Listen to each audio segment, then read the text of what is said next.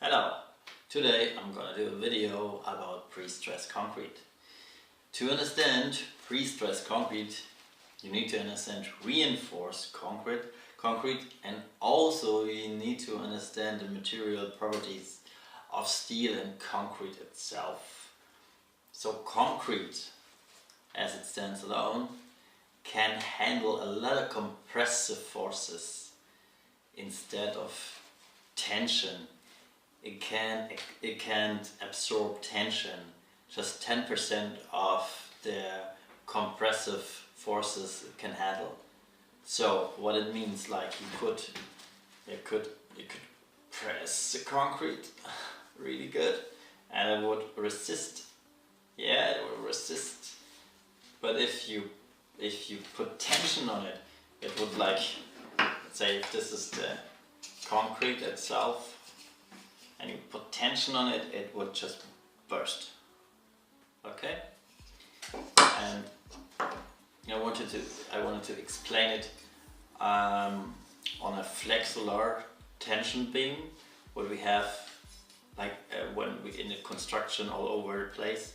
So let's say my arms are the bearings, and you put load in at the beam. Will bend like this, yeah. Doesn't matter if you have single loads or the loads all the way, it will bend like this, yeah. So, okay. And if you look at a single part, when it's bended, yeah, it would go like this, yeah. You've got a lot of compression in the top, and you've got tension down here. Yeah, if you bend something, it goes like this. All the fibers in it, see, all the fibers go out. And so it means in the reality it's not bended like this. In the reality it's straight.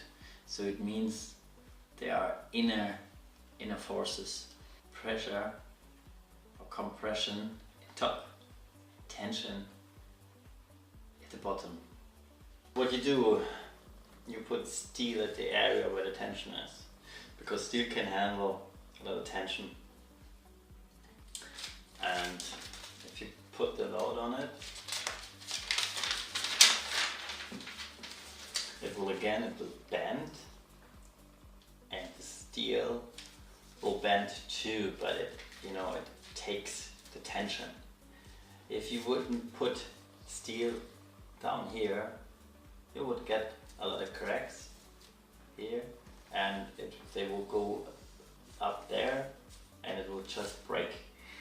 The beam would just break if you wouldn't have any steel down there. Okay, it could handle a little bit of tension, but actually not enough. So now, in general, we know what reinforced concrete is. So what is pre-stressed concrete? Let's say you produce a concrete beam in here, and underneath, but within it, you put pre-stressed steel. So what you do, there are a lot of different methods, but I want to explain this one. So what you do,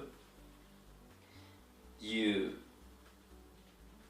pre-stress the steel, then you produce the concrete. You wait till it's solid, and then you cut the steel. And what happens, you see maybe here with the black mark, it goes back. The concrete beam will go in this direction. So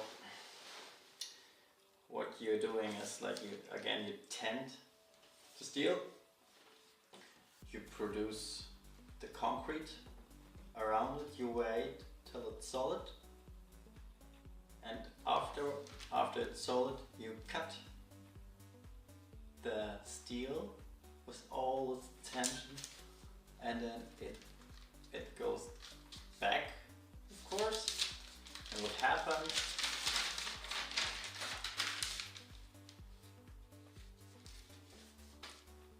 The beam will bend like this, and you have pre-stressed concrete. If you put load on a pre-stressed flexible tension beam, it just will go in this shape back again. The big difference now is in this area you've got not that much tension because it's pre-stressed. You get a lot of pressure now in this area, in the bottom. When you use normal loads without pre-stressing it, you've got here all the tension. So what you do now, if you press it, you've got here all the pressure. So if it goes back, okay, and you've got a load on it, and the load from the top will put on tension here, but not that much anymore, because you have all this comprehensive forces in here. So it will reduce the tension at the bottom of a beam dramatically. The big advantages of pre-stressed concrete is you can have far more longer span, for example in bridge construction, and also your construction will be thinner. And the construction will have a bigger, higher stiffness, and because of this higher stiffness it has a higher strength, higher fatigue strength, and it won't deform that much, and because of that you won't have any cracks, or less cracks than you usually would have. The big disadvantage, of course, of that is the high effort. You have to pay a little more money because so many more people need to work on this and to plan it. Actually, it's really, you need to be detailed really high. So actually that's what rises the cost a lot.